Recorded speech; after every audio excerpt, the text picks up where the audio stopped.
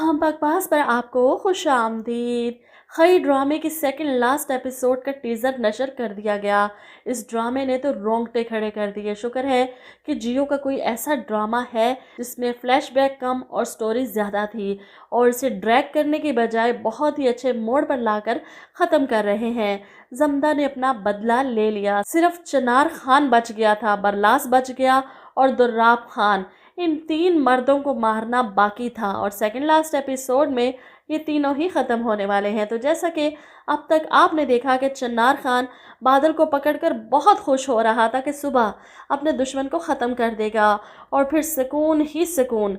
ऐसे में बरेरा के कहने पर जमदा चन्नार को अपने पास ही रखती है और इधर बरेरा बरलास का ध्यान हटाकर बादल खान को आज़ाद करवाने के लिए इसके पास चाकू फेंक देती है। अब बादल इस चाकू के ज़रिए अपनी रस्सियां तोड़कर बाहर आ जाता है। बरलास अभी भी अपनी ताई के कमरे में ही था, इन्हें तसल्लियां दे रहा था। ऐसे में बादल खान बरेरा को देखकर कहता है, जमदा कहाँ है? जिस पर बरेरा कहती है, जमदा नहीं है अभी यहाँ, आ जाएगी, तुम पीछे के रास्ते से निकल जाओ फ़ौरन, इससे पहले कि कोई आ जाए। लेकिन बादल तो जमदा से मिले बगैर यहाँ से नहीं टलने वाला। ऐसे में बरेरा परेशान हो जाती क्योंकि सामने से बरलास आ रहा था और बरलास को देखते ही बादल खान झाड़ियों के पीछे छुप जाता है। बरलास बरेरा माँ से कहता है कि ताई की तबीयत पहले से बेहतर है, आप भी जाएं, आराम करें। अब बरेरा परेशान है कि बादल तो आज़ाद हो गया, कहीं वो बरलास को नुकसान ना पहुंचा दे। घबराती हुई वहां से पलट जाती है। इतने में आप देखेंगे कि बादल चुपके से पीछे से आता है और बरलास पर हमला करता है। बरलास अपनी गन निकालता है इसे मारने के लिए, लेकिन बादल इसका हाथ पकड़कर बंदूक की गोली अपनी तरफ चलने से रोक लेता है। हवाई फायर होता है और अंदर सोया हुआ चन्नार घबराकर उठ जाता है। बरलास!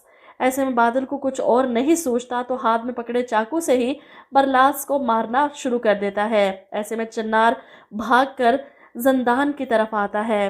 बरलास को खून में लथपथ बादल के हाथ में देख चन्नार के तो होश उड़ जाते हैं।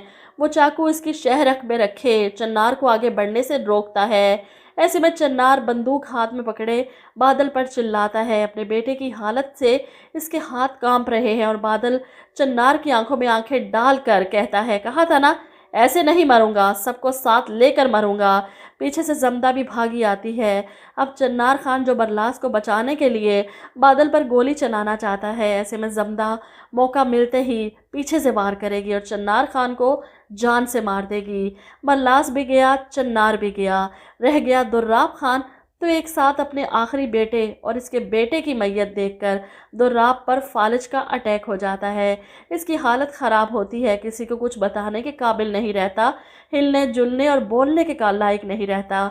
घर से एक साथ दो दो जनाजे उठ रहे हैं। जमदा दुर्राब खान की बैठक में जाकर बाकी बची तस्वीरें भी दूसरी दीवार पर लगा देती है और फिर जाती है दुर्राब खान के सामने अपने हर बदले का एतराफ़ करने। दुर्राब खान की आंखों में आंखें डालकर इसे हकीकत बताती है, मैंने चाल चली तो असफंद मर गया, मैंने बरलास खान को भड़काया तो इसने पामीर का कत्ल कर दिया। ये सुनकर तो दुर्राब खान तड़प जाता है, आवाज़ इसकी निकल नहीं रही, लेकिन जमदा की हकीकत जानकर इसका बस नहीं चल रहा वो क्या कर गुजरे। ऐसे में जमदा कहती है, मैं थी बादल से राब्ते में, हमने मिलकर गुलाब खान को मारा, बादशाह खान का कत्ल भी मैंने ही करवाया। अब तक मैं खई कर रही थी, तेरे ख़ानदान के हर मर्द को मैंने मार दिया जैसे तूने मेरे बाप और भाइयों को मारा।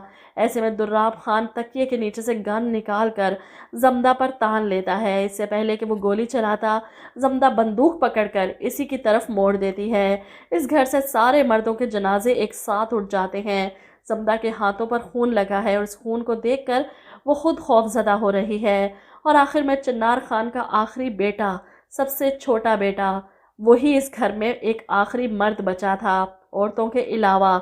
वो इसे भी अपने साथ ले जाती है, बादल खान के साथ भाग जाती है इसे लेकर और आखिर में गाड़ी में बैठे इस बच्चे पर भी बंदूक तानती है जो खौफ से थर थर काँप रहा था।